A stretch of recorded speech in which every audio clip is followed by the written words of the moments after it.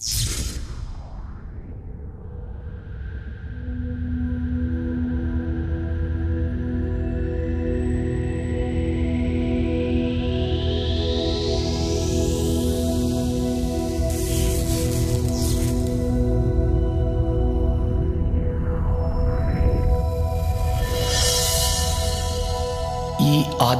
సత్యం మిమ్ములను ఓ వినూత్న మార్గంలో పయనింపచేస్తుంది. ఆ మార్గం మీకు ఉన్నత జ్ఞానాన్ని, ఆనందాన్ని కలిగింపచేస్తుంది. తద్వారా మీ జీవితంలో సరికొత్త మార్పు వస్తుంది. ధ్యానం, ధ్యానానుభవాల పరంపరే ఈ ఆధ్యాత్మిక సత్యం. సంపూర్ణ ప్రశాంతతతో చూడండి. కేవలం సాక్షిగా చూడండి. పూర్తిగా మమేకమవ్వండి. దేన్ని అన్వయించకండి. ఆలోచన వస్తే ఆలోచన నిలిపి దీర్ఘంగా శ్వాసించండి. సంపూర్ణంగా లీనమవ్వండి. ఇది మీ అభ్యున్నతికి.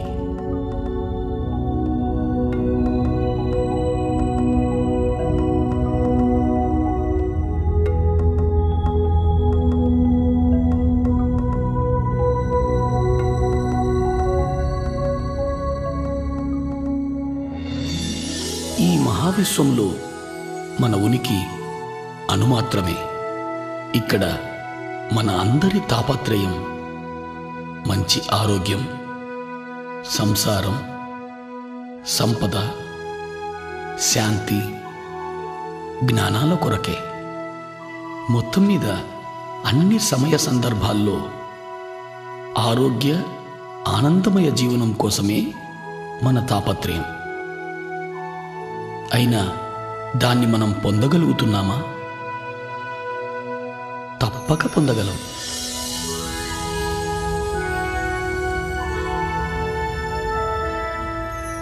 విశ్వశక్తిని, ఆత్మజ్ఞానాన్ని అర్థం చేసుకున్నప్పుడు మాత్రమే అది సాధ్యమవుతుంది.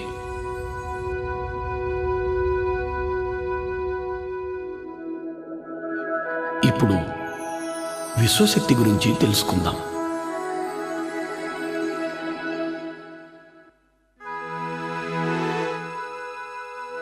ఈ మహావిశ్వమంతా వ్యాపించి ఉన్నదే విశ్వశక్తి. విశ్వంలోని గ్రహాలు, మనుషులు, చెట్లు, అణువులు, పరమాణువులలో మరియు వాటి మధ్య ఉన్న శక్తే ఈ విశ్వశక్తి. ఈ మహావిశ్వాన్ని సమస్థితిలో ఉంచగలిగేదే విశ్వశక్తి. విశ్వశక్తి ప్రాణశక్తిగా కూడా పిలువబడుతూ ఉంది. మన అభ్యున్నతికి మూలం ఈ విశ్వశక్తి. మన నడత, నడవడికల ఆధారం ఈ విశ్వశక్తి. మనలను నడిపే ఇంధనమే ఈ విశ్వశక్తి.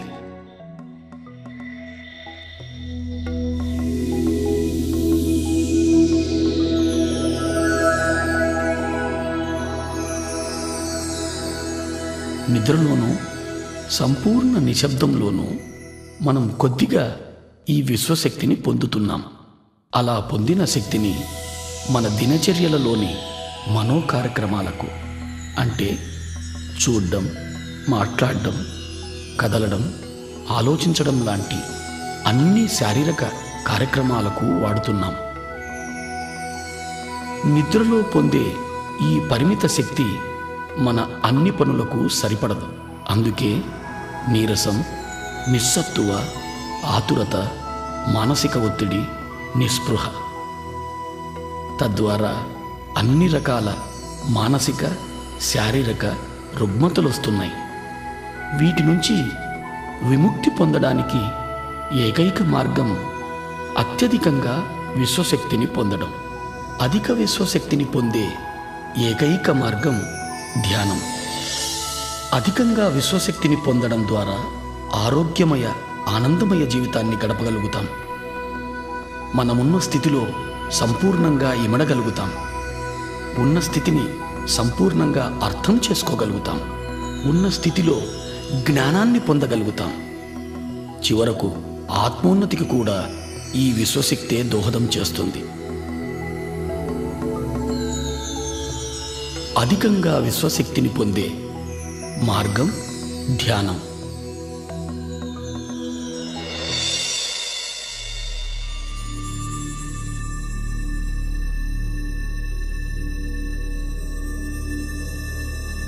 నిద్ర ఎరుకలేని ధ్యానం. ధ్యానం ఎరుకతో నిద్ర. నిద్రలో పరిమిత శక్తిని పొందుతాం, ధ్యానంలో అపరిమితంగా శక్తిని పొందుతాం. ఈ శక్తి మన శారీరక, మానసిక, బుద్ధి, ఆధ్యాత్మిక శక్తులను ప్రభావితం చేస్తుంది. ఇది మన అతీంద్రియ శక్తులను కూడా ప్రభావితం చేస్తుంది. ధ్యానం ద్వారా మనం పొందే శక్తి వల్ల శారీరక ఆరోగ్యం, మానసిక ప్రశాంతత, ఉన్నత విచక్షణ జ్ఞానం పొందుతాం. మహాద్భుత జ్ఞానాన్ని పొందడానికి ఏకైక మార్గం ధ్యానం. దైనందిక జీవితంలో కూడా అత్యున్నత స్థానాన్ని పొందడానికి ధ్యానం ఎంతో దోహదం చేస్తుంది. ధ్యానం అంటే మరేమీ కాదు, ఎరుకతో మనలోకి మనం చేసే ప్రయాణం. ధ్యానంలో మన చైతన్య పదార్థం శరీరం నుంచి మనసుకు, మనసు నుంచి బుద్ధికి, బుద్ధి నుంచి ఆత్మకు ఎరుకతో ప్రయాణం చేస్తుంది. ధ్యానం కోసం మనం మొదట శరీరాన్ని, మనసును నిలువరింపచేయాలి. అంటే శారీరక కదలికలను, చూడటాన్ని, మాట్లాడటాన్ని, ఆలోచించటాన్ని నిలిపివేయాలి. ఇప్పుడు ధ్యానం ఎలా చేయాలో తెలుసుకుందాం.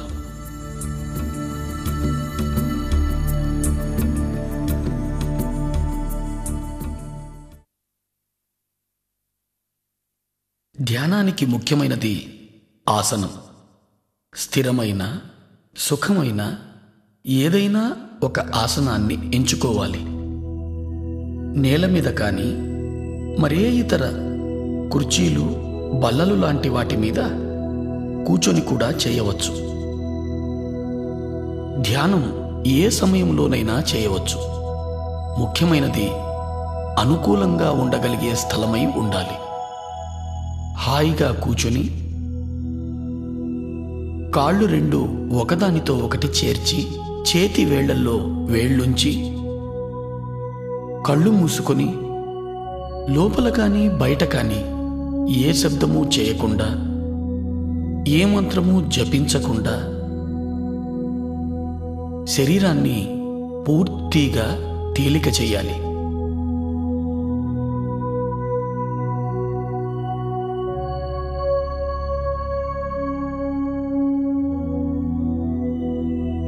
మనం కాళ్లను కలిపి చేతివేళ్లల్లో వేళ్లు కలపడం ద్వారా మన చుట్టూ శక్తి వలయం ఏర్పడుతుంది. మన ఆసనంలో స్థిరత్వాన్ని పెంచుతుంది. కళ్ళు మనోద్వారాలు కాబట్టి కళ్ళు రెండూ మూసుకోవాలి. మంత్రోచ్చారణ కానీ మరే ఇతర శబ్దం కానీ చేయడం మనసు చేసే పని కాబట్టి దాన్ని సంపూర్ణంగా నిలిపివేయాలి.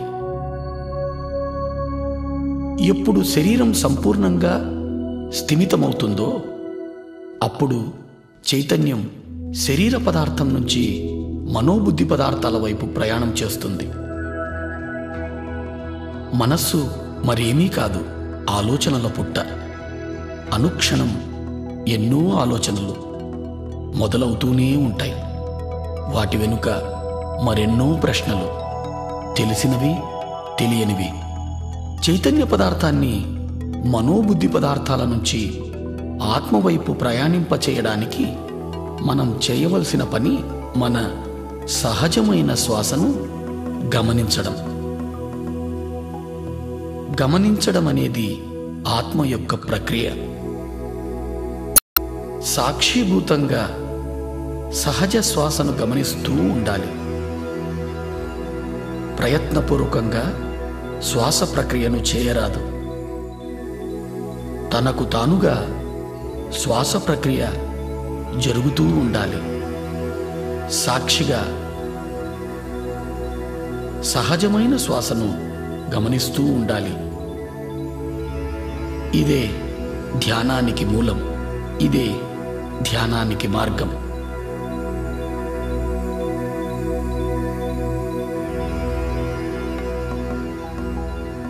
ఆలోచనల వెంట పోరాదు. ప్రశ్నలలో చిక్కుకోరాదు. ఆలోచనలను తుంచి ధ్యాసను శ్వాస వైపు మరల్చాలి. సహజమైన శ్వాసను మాత్రమే గమనిస్తూ ఉండాలి. పూర్తిగా శ్వాసతోనే ఉండాలి. అప్పుడు ఆలోచన సాంద్రత క్రమంగా తగ్గడం మొదలవుతుంది. క్రమంగా శ్వాస పరిమాణం కూడా పలుచబడుతూ చిన్నదవుతూ వస్తుంది.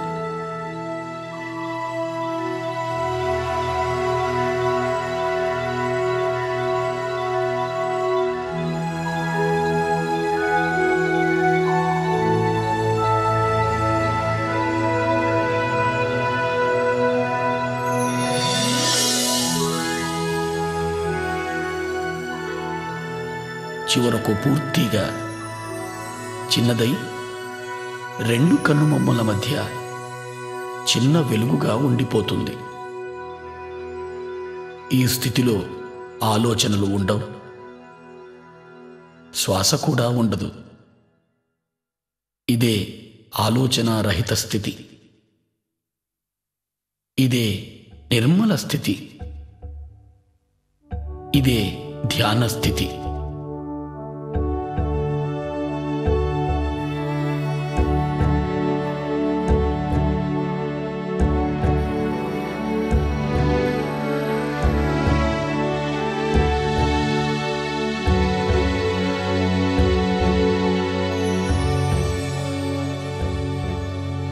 ఈ స్థితిలోనే విశ్వశక్తి మనలోకి ప్రవహించడం మొదలవుతుంది. ఎప్పుడైతే మనం అధికంగా ధ్యానం చేస్తామో అధికంగా విశ్వశక్తిని పొందడం జరుగుతుంది.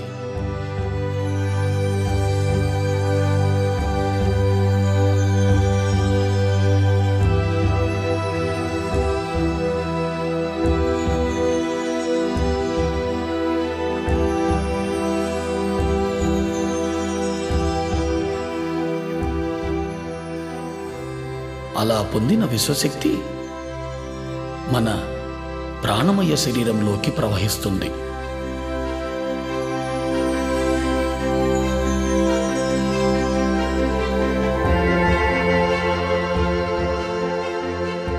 ప్రాణమయ శరీరం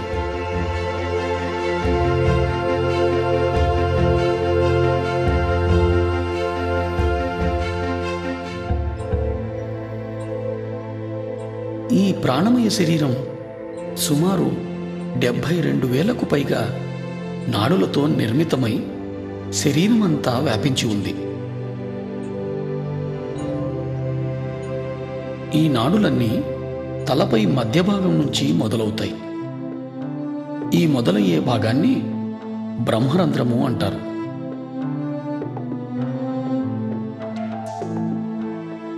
ఈ నాడులన్నీ తలపై భాగంలో ఉన్న బ్రహ్మరంధ్రం నుంచి ప్రారంభమై దేహమంతా చెట్ల వేర్లలా వ్యాపించి ఉన్నాయి.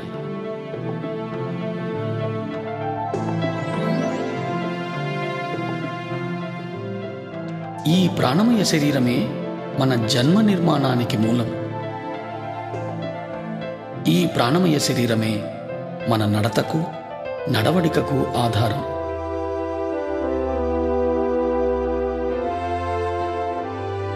మన ప్రాణమయ శరీరం విశ్వశక్తిని నిద్రలోనూ ధ్యానంలోనూ పొందుతూ ఉంటుంది. ఇలా పొందిన విశ్వశక్తిని మన శరీరము, మనసు, బుద్ధి చేసే పనులకు వాడుతూ ఉన్నాం.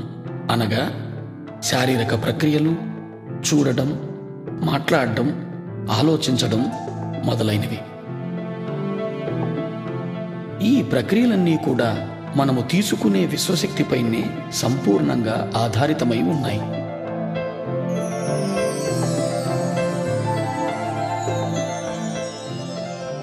మనలోకి ప్రవహించే విశ్వశక్తి సంపూర్ణంగా మన ఆలోచనలపైనే ఆధారితమై ఉంది. మనకు ఆలోచనలు ఉన్నప్పుడు మనలోకి విశ్వశక్తి ప్రవాహం నిలువరింపబడుతూ ఉంది. అనగా ఆలోచనలు మన విశ్వశక్తిని అడ్డగిస్తున్నాయి. ఎప్పుడైతే విశ్వశక్తి ప్రవాహం ప్రాణనాడులలో తగ్గుతుందో అప్పుడు ప్రాణనాడులు కుంచుకుపోతాయి.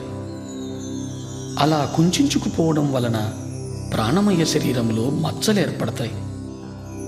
ఆ మచ్చలే క్రమంగా స్థూల శరీరంపై వ్యాధులుగా రూపాంతరం చెందుతాయి. అంటే అన్ని రోగాలకు మూలం ప్రాణమయ శరీరంలో ప్రాణశక్తి లోపం.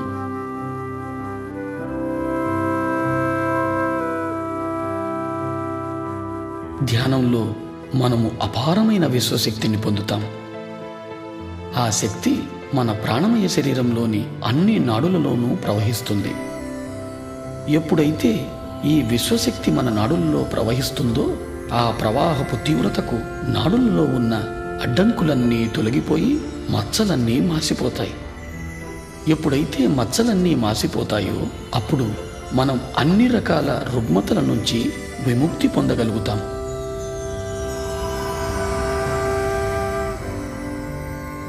ఎప్పుడు ఈ విశ్వశక్తి మన బ్రహ్మరంధ్రం గుండా ప్రవహించడం మొదలవుతుందో తలభాగం భారంగా ఉన్నట్లు అనిపిస్తుంది, లేదా శరీరం అంతా కూడా భారంగా అనిపించవచ్చు. ప్రాణనాడులలో ప్రాణశక్తి ప్రవహిస్తూ శుద్ధి చేస్తున్నప్పుడు ఆ ప్రదేశంలో దురద పెట్టినట్టు గాని నొప్పిగా గాని అనిపించవచ్చు.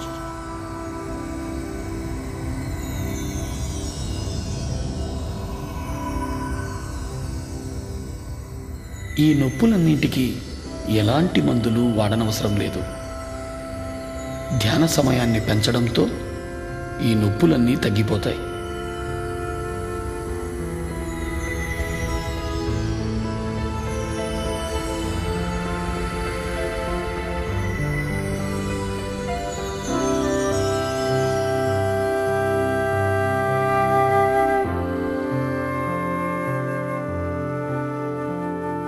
అత్యధికంగా విశ్వశక్తిని పొందడం ద్వారా మనం అన్ని రకాలైన శారీరక మానసిక రుగ్మతల నుంచి విముక్తి పొందగలుగుతాం.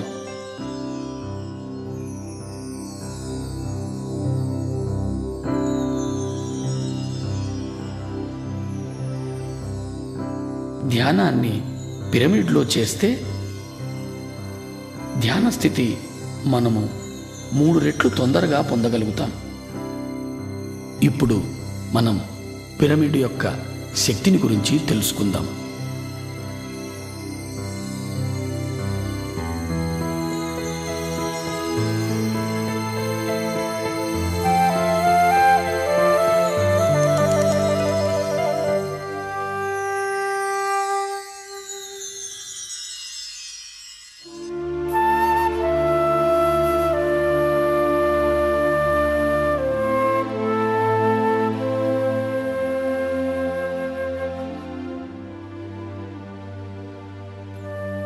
ఈ పృథ్వీపైన అత్యధికంగా విశ్వశక్తిని పొందే ఏకైక కట్టడం పిరమిడ్. 52 డిగ్రీలు 51 నిమిషాల కోణంలో ఇది నిర్మితమై ఉంది. ఈ కోణం వల్లనే పిరమిడ్ అత్యధికంగా విశ్వశక్తిని పొందగలుగుతోంది. పిరమిడ్ని ఏ పదార్థంతోనైనా నిర్మించవచ్చు.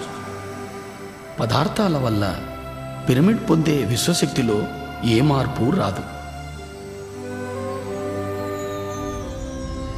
పిరమిడ్ని అన్ని దిక్కులకు సమంగా ఉంచాలి. అంటే తూర్పు, పడమర, ఉత్తరం, దక్షిణం అన్ని వైపులకు.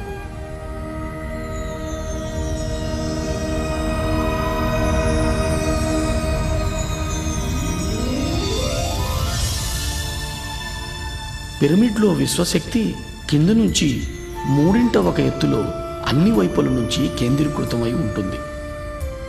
ఈ ప్రదేశాన్ని కింగ్స్ చేంబర్ లేదా నాభిస్థానం అని అంటారు. విశ్వశక్తి ఈ నాభిస్థానంలో అత్యధికంగా ఉంటూ పిరమిడ్ అంతా వ్యాపించి ఉంటుంది. పిరమిడ్ శిఖరంలో క్రిస్టల్ అమర్చబడి ఉంటుంది. ఆ క్రిస్టల్ విశ్వశక్తిని రెట్టింపు చేస్తూ పిరమిడ్ అన్ని వైపులకు సమంగా వ్యాపింపచేస్తుంది. పిరమిడ్లో నిర్మల స్థితి లేదా ఆలోచన రహిత స్థితి 3 రెట్లు తొందరగా పొందగలుగుతాం.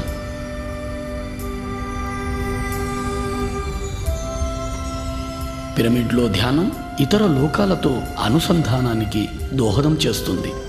పిరమిడ్లో ధ్యానం అన్ని రకాల రుగ్మతల నుంచి విముక్తుల్ని చేస్తుంది. అన్ని రకాల ధ్యానానుభవాల కోసం పిరమిడ్ ధ్యానం ఎంతో ఉపయోగపడుతుంది.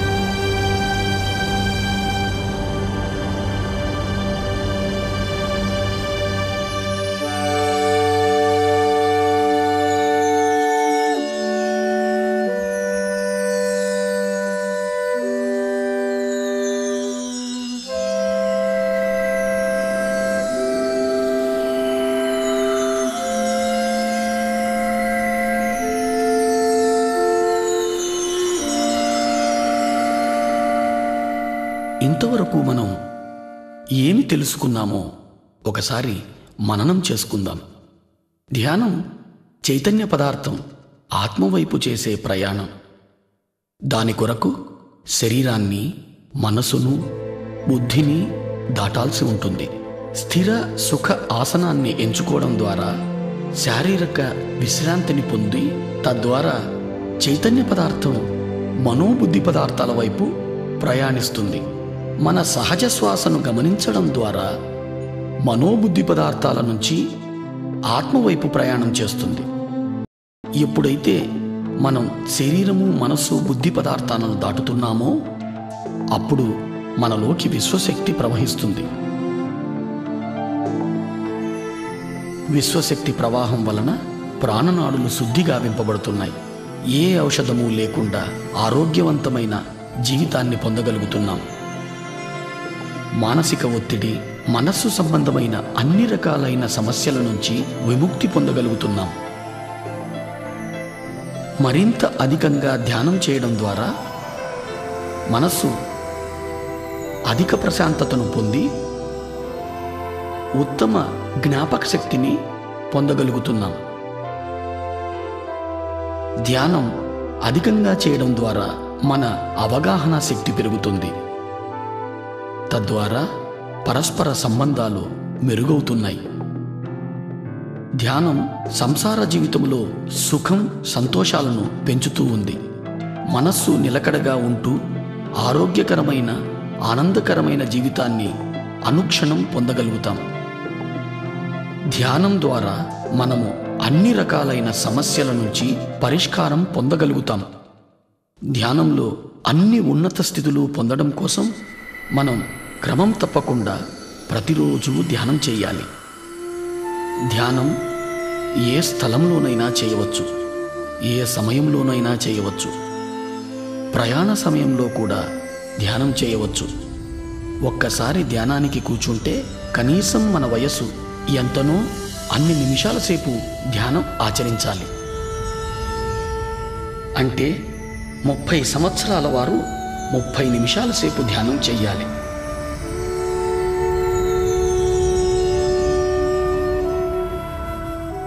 ధ్యానం కోసం సంసార జీవితాన్ని త్యజించనవసరం లేదు. ప్రతి ఒక్కరూ ధ్యానం చెయ్యాలి. ధ్యానం 5వ ఏట నుంచే చిన్నపిల్లలు మొదలు పెట్టవచ్చు. చిన్నపిల్లలు ఉత్తమంగా ధ్యానం చేయగలుగుతారు.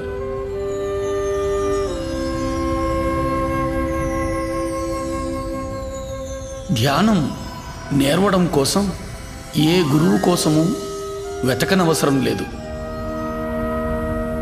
మన గురువు మనలోనే ఉన్నాడు. మన శ్వాసే మన గురువు.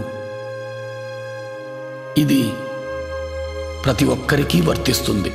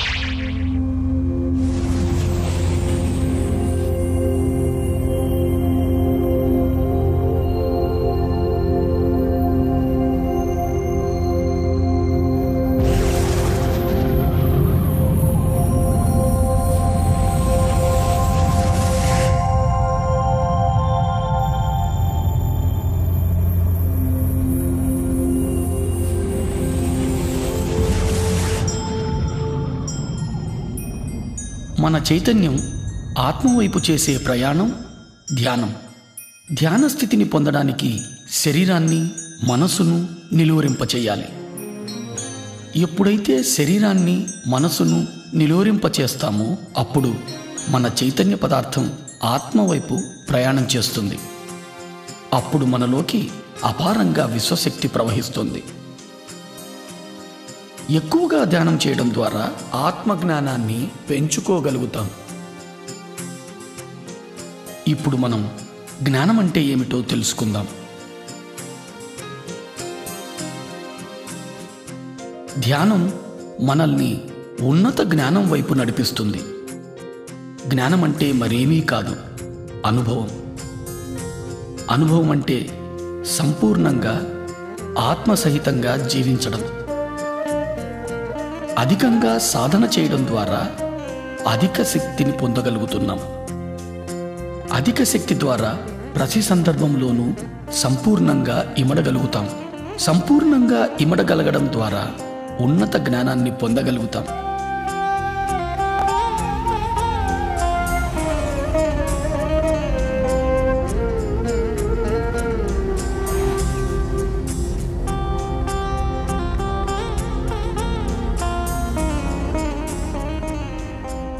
జ్ఞానం ద్వారా ఉన్నతమైన అవగాహన శక్తిని పెంపొందించుకోగలుగుతాం. తద్వారా ముక్తిని సాధించగలుగుతాం. ఈ ఉన్నత అవగాహన శక్తి ద్వారా మనం శరీరం మాత్రమే కాదు, అద్భుతమైన జీవులని తెలుసుకుంటాం. మనమున్న ప్రతి స్థితి మనకు అవగతమవుతూ ఉంటుంది. ప్రతి స్థితి అవగతం అవడం ద్వారా అన్ని రకాల సమస్యల నుంచి అతి సునాయాసంగా బయటపడగలుగుతాం. ఉన్నత జ్ఞానము, ఉన్నత శక్తి మన చైతన్యపు ఉన్నతికి దోహదం చేస్తుంది.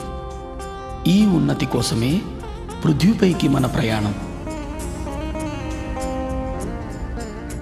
ఉన్నత జ్ఞానము ఉన్నత ఇంద్రియాలైన దివ్యచక్షువు, సూక్ష్మ శరీరాల ద్వారా పొందుతాం.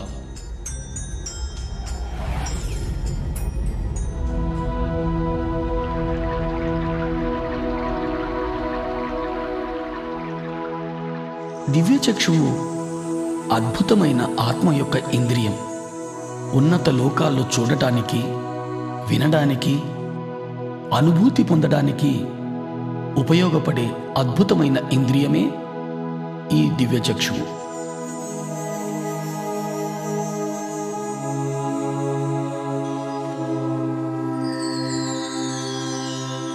అత్యధికంగా ధ్యాన సాధన ద్వారా అధికంగా విశ్వశక్తిని గ్రహించడం జరుగుతుంది. అధికంగా పొందిన విశ్వశక్తి మనలో దివ్యచక్షువును ఉత్తేజితం చేస్తుంది. ధ్యానికి ఇదో అద్భుతమైన అనుభవం.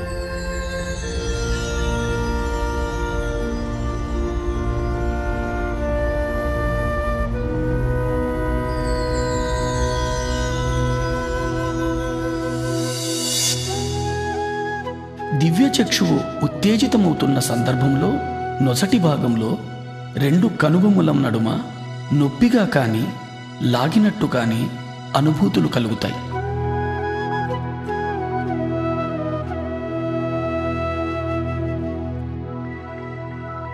రకరకాల వర్ణాలు మన చుట్టూ పరిభ్రమిస్తున్నట్టు తెలుస్తుంది.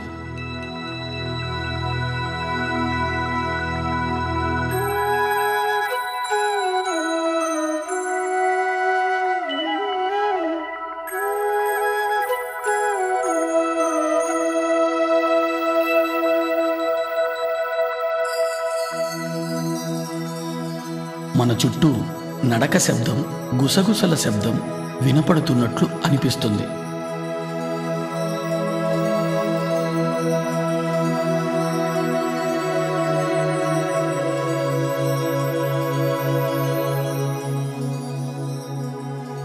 మనం ఓ పెద్ద చీకటి సొరంగంలో ప్రయాణిస్తున్న అనుభూతి కలుగుతుంది.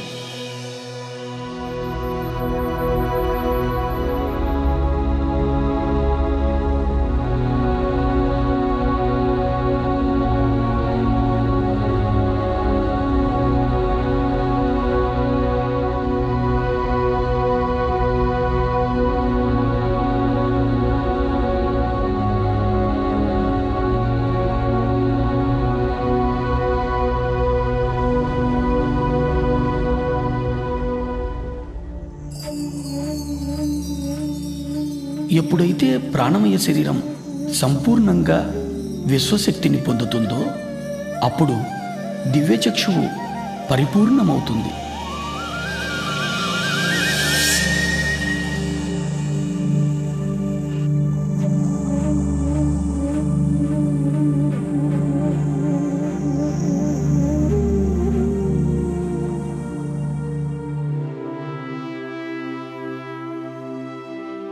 దివ్యచక్షువు పరిపూర్ణం పొందిన తరువాత మనం సుస్పష్టమైన దృశ్యాలను ఈ లోకానికి, ఇతర లోకానికి చెందినవి చూడగలుగుతాం.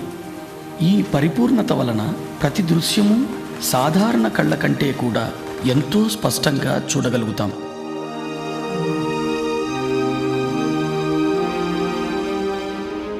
మనం ఇతర లోకాల విషయాలను కూడా చాలా స్పష్టంగా చూడగలుగుతాం. మనం ఎక్కడో జరిగే విషయాలను ఇక్కడ నుంచే స్పష్టంగా చూడగలుగుతాం. మనం ఎన్నో దృశ్యాలను, ఎన్నో విషయాలను చాలా స్పష్టంగా చూడగలుగుతాం.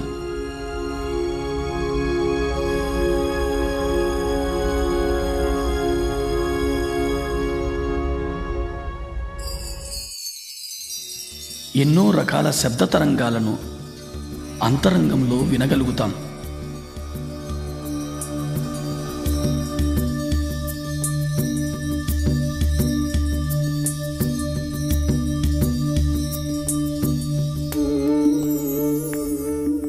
ఎందరో మహానుభావులను మనం ఎరిగిన రూపంలో వారిని చూడడం జరుగుతుంది.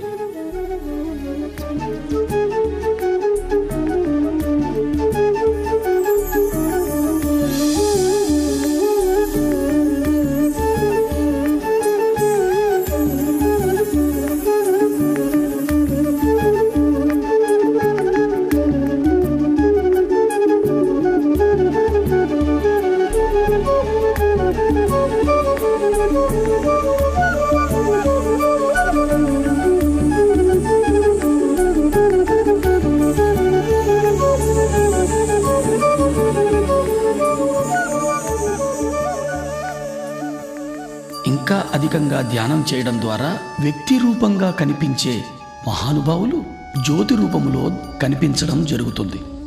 జ్యోతి రూపంలో కనిపించినా అది ఏ మహానుభావునికి సంబంధించిందో మనం స్పష్టంగా తెలుసుకోగలుగుతాం. మహానుభావుల నుంచి సందేశాలు వినగలుగుతాం.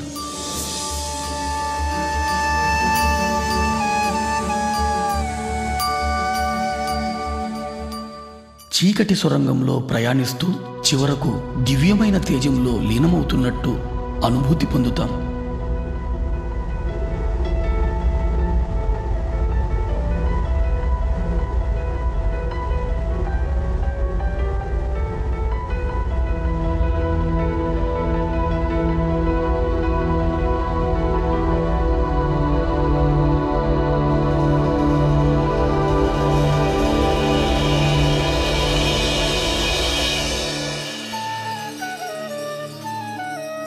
మహానుభావుల సందేశాల ద్వారా, ఇతర లోకాల వాస్తవాలను చూడడం ద్వారా, అంతరంగంలో ఏర్పడే అనుభూతుల ద్వారా మనం మన సమస్యలన్నిటికీ పరిష్కార మార్గాన్ని పొందగలుగుతాం.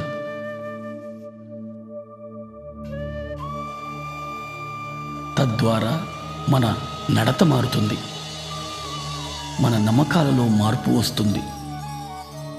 ఇదే ఈ దివ్యచక్షు ద్వారా మనం పొందే అద్భుతమైన అనుభవం.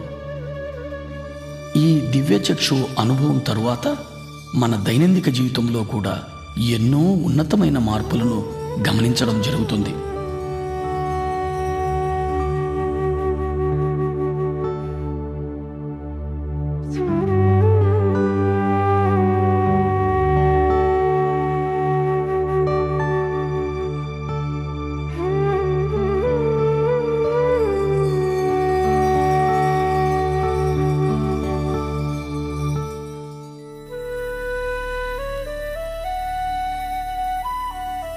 ఆత్మ యొక్క మరో ఇంద్రియమే ఈ సూక్ష్మ శరీరం.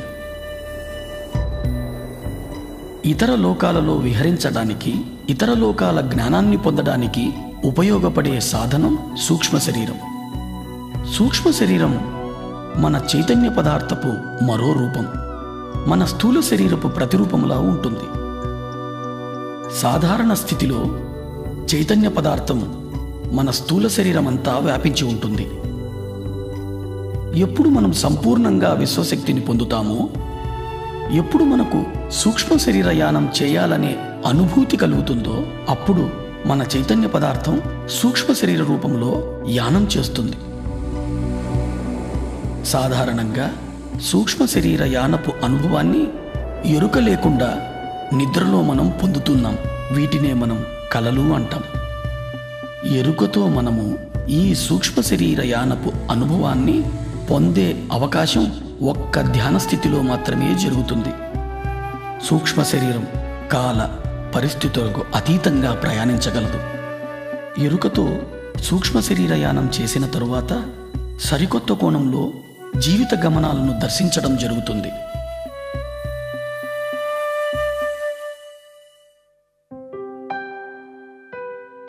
ధ్యానంలో అత్యధికంగా విశ్వశక్తిని పొందినప్పుడు శరీరమంతా వ్యాపించి ఉన్న చైతన్య పదార్థం ఒక కేంద్రం వైపు ప్రయాణించడం జరుగుతుంది.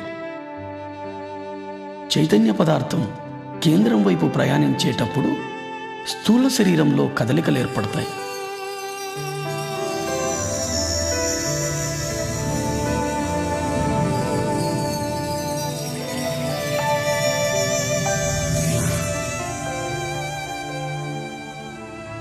మనం మన శరీరమంతా తేలికైపోతున్న అనుభూతి పొందుతాం. మన కాళ్ళు చేతులు లేవేమో అనే భావన కలుగుతుంది. మన శరీరం పూర్తిగా తేలికగా దూదిపించేలా అనిపిస్తుంది.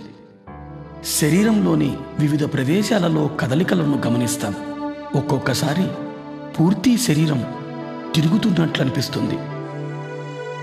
ఇదే సూక్ష్మ శరీరపు కదలికల అనుభవాలు.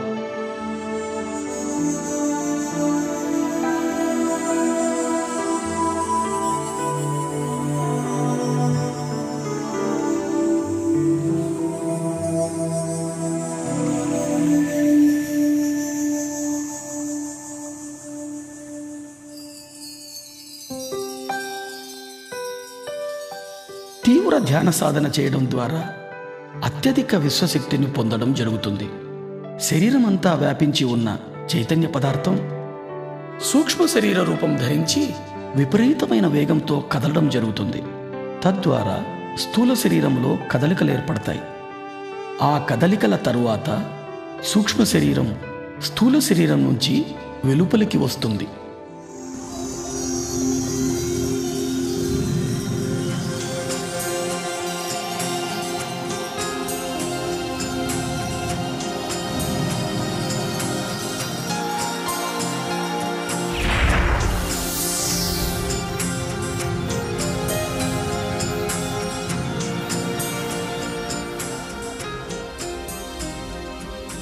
అలా వెలుపలికి వచ్చిన సూక్ష్మ శరీరానికి స్థూల శరీరానికి మధ్య తెల్లటి వెండి తీగ లాంటి పదార్థం అనుసంధానమై ఉంటుంది.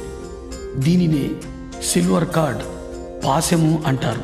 ఈ సిల్వర్ కార్డ్ అనేది అధిక శక్తితో కదిలే చైతన్య పదార్థమే.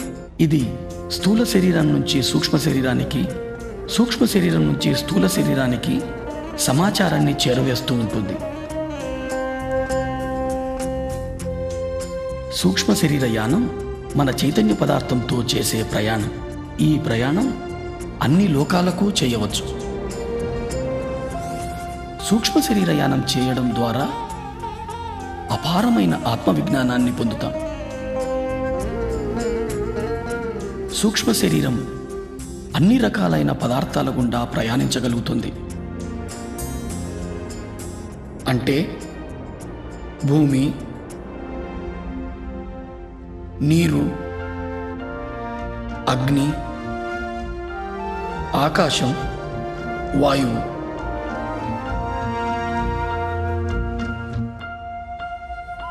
సూక్ష్మ శరీరం అన్ని లోకాలలోనూ ఎటువంటి అడ్డంకులు లేకుండా విహరించగలుగుతుంది.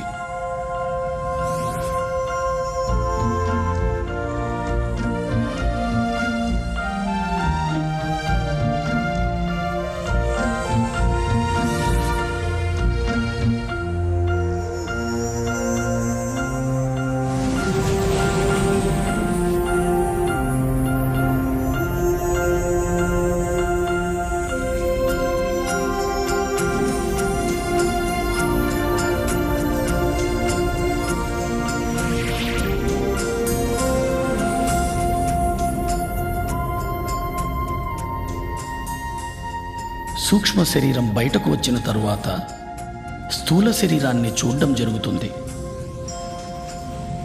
ఇది ఓ మహత్తరమైన అనుభవం.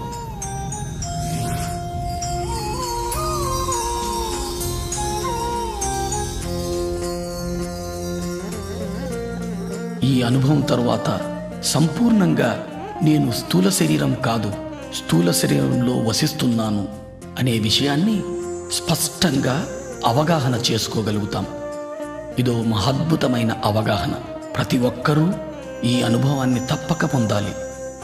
ఈ అనుభవం పొందిన తరువాత మనం ఏర్పరచుకున్న పరిమితులన్నీ తొలగిపోతాయి. మనము అపరిమితులమని అర్థం చేసుకోగలుగుతాం. ఈ అనుభవం తరువాత నేను అంటే చైతన్య పదార్థం అని స్పష్టంగా అవగతమవుతుంది.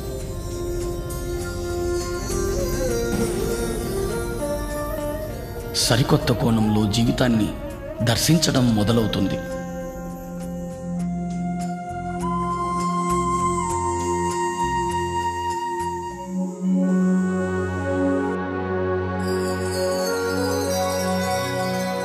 నిర్వాణ.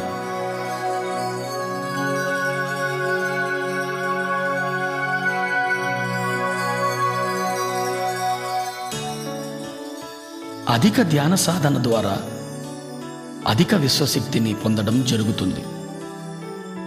అధిక విశ్వశక్తి ఏ సందర్భంలోనైనా సంపూర్ణంగా ఇమడడానికి దోహదం చేస్తుంది. సంపూర్ణంగా ఇమడడం అంటే శరీరము, మనస్సు, బుద్ధి, ఆత్మలతో సందర్భంలో మమేకమవ్వడం. తద్వారా సందర్భంలోని సంపూర్ణ జ్ఞానాన్ని పొందడం.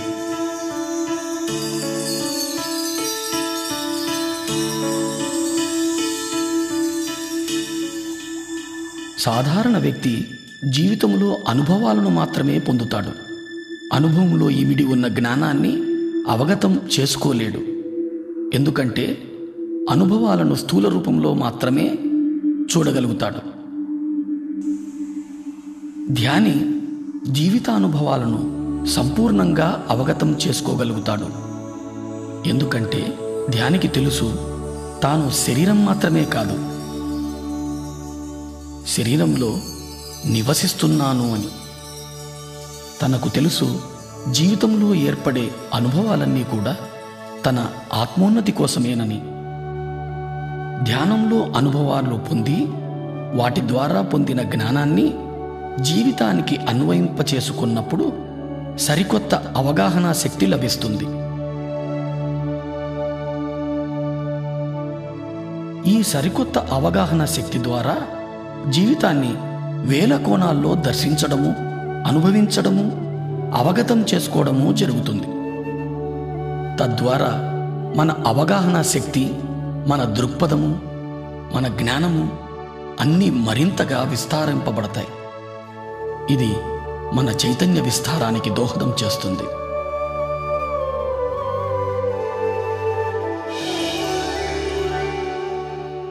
ఈ స్థితిని ధ్యానంలో 1000 రేకుల బంగారు కమలం వికసిస్తున్న అనుభవంగా పొందుతాం.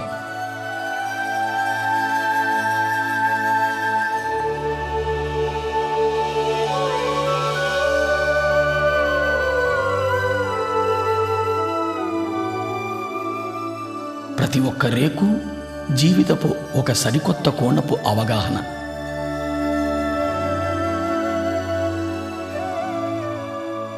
ఇలా వేల కోణాల్లో జీవితాన్ని దర్శించగలిగినప్పుడు ఇతర జీవరాశుల మీద కూడా అవగాహన పెరుగుతుంది. ఈ అనుభవం ద్వారా మనకు చాలా స్పష్టంగా అర్థమయ్యే సత్యం మనకు చావు లేదు అని, మనం సదా జీవించి ఉన్న చైతన్య పదార్థాలు అని. పుట్టుక, చావుల సంపూర్ణ జ్ఞానాన్ని అవగతం చేసుకోగలుగుతాం.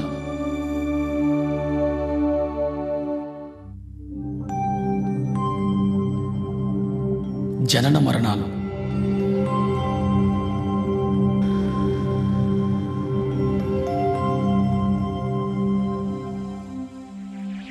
మనం విశ్వ చైతన్యం నుంచి అంశగా విడివడి పృథ్వీపైకి చేరుతున్నాం.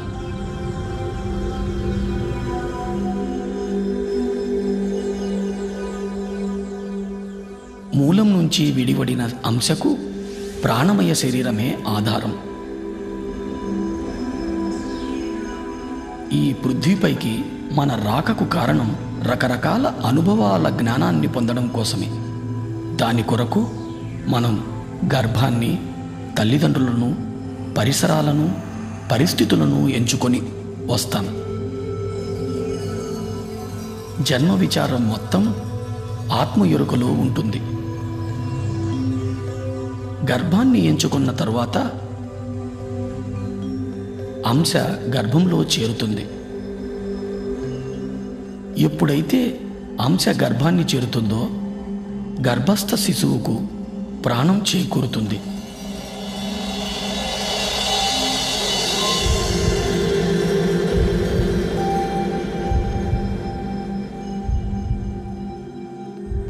అంశ ప్రాణమయ శరీరంలో శక్తి ఆధారంగా ప్రాణి స్థూల శరీర నిర్మాణం జరుగుతుంది. అంశ సంపూర్ణంగా మూలంతో అనుసంధానమై ఉంటుంది. అది ప్రాణిగా తొలి శ్వాస తీసుకునే వరకు. తల్లి గర్భంలో నుండి బయటకు రాగానే ప్రాణిగా బయటి శ్వాస తీసుకోవడం జరుగుతుంది. ఇదే జననము అంటారు.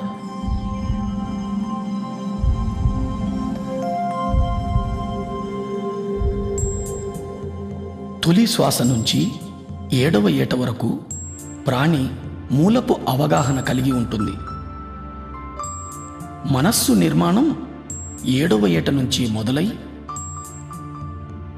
14వ ఏటకు పరిపూర్ణమవుతుంది. బుద్ధి నిర్మాణం 14వ ఏట మొదలై 21 నాటికి పరిపూర్ణమవుతుంది. 21 నుంచి 28 వరకు శరీరము, మనస్సు, బుద్ధి మూడింటి కలయికల జీవిత అనుభవాన్ని పొందుతాం. 28వ ఏట నుంచి జీవితం పూర్తిగా ఆత్మజ్ఞానం మీదనే ఆధారితమై ఉంది. ఆత్మజ్ఞాన అవగాహన లేకుండా చైతన్యం శరీరము మనసుల మధ్య ఉండిపోతుంది. తద్వారా జీవితంలో దుఃఖం మొదలవుతుంది. ఎందుకంటే పరిస్థితులు ఎందుకు ఏర్పడుతున్నాయో అర్థం కాదు.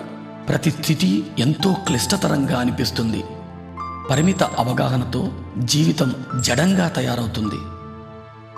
విశ్వశక్తి ప్రవాహం నుంచి దూరం అవ్వడం, తద్వారా శరీరంలో అనారోగ్యం, మానసిక ఒత్తిడులు, పర్యవసానంగా అస్తవ్యస్తమైన జీవితమంతా ఎరుక లేకుండానే గడిచిపోతుంది. తాను ఎందుకొచ్చానో అన్న విషయాన్ని సంపూర్ణంగా మరిచిపోతాడు.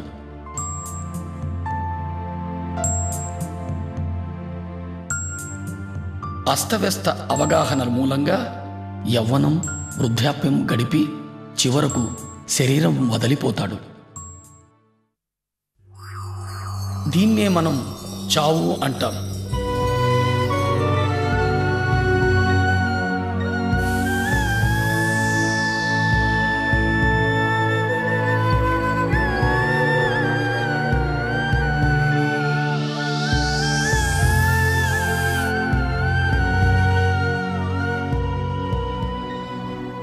మరణం తరువాత కూడా జడమైన మనస్సు చైతన్యాన్ని మూలానికి చేరనీయదు.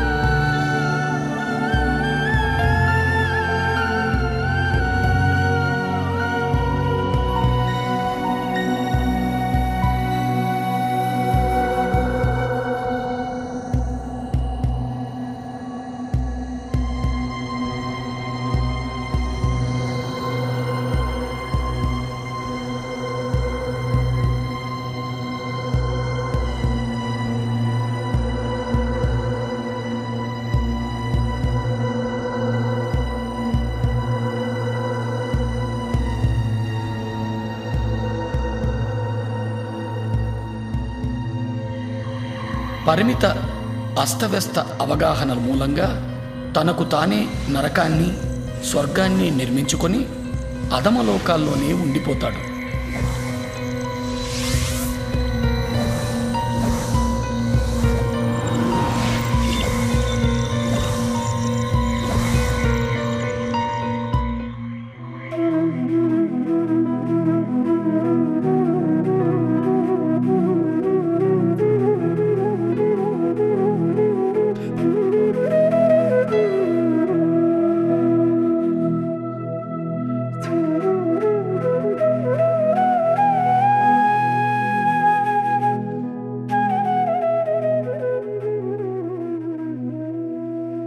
మన చైతన్యాన్ని ఆత్మలో అనుసంధానం చేసి జీవించడం జరుగుతుందో అప్పుడు అన్ని సందర్భాలలోనూ ఆనందమయంగానే జీవించడం జరుగుతుంది. మరణానంతరం కూడా అధమలోకాల్లో కాక నేరుగా మూలానికే చేరుకుంటాడు.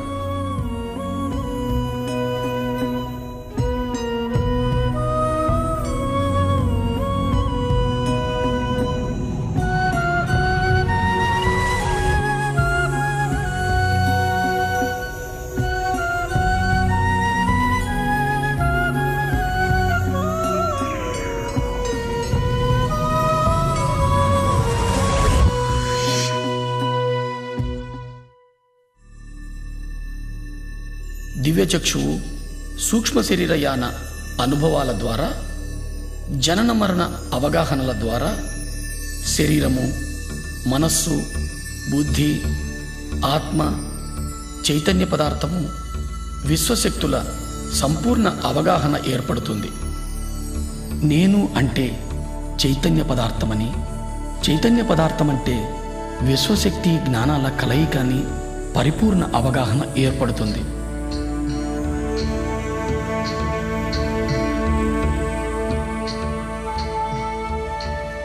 ఈ అవగాహనతో జీవితాన్ని సాగించగలిగినప్పుడు ఇతర లోకాల నిర్మాణానికి, ఈ మహావిశ్వ నిర్మాణానికి సంబంధించిన జ్ఞానం పొందడం జరుగుతుంది.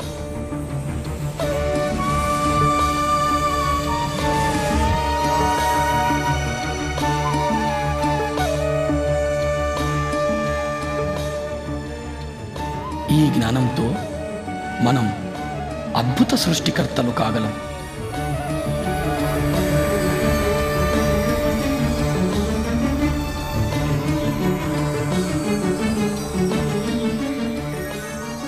అప్పుడు ఏది పలికినా కొత్తదనమే, ఏ ఆలోచన వచ్చినా నవనిర్మాణమే, ఏది చేసినా ఓ నవ సృష్టే.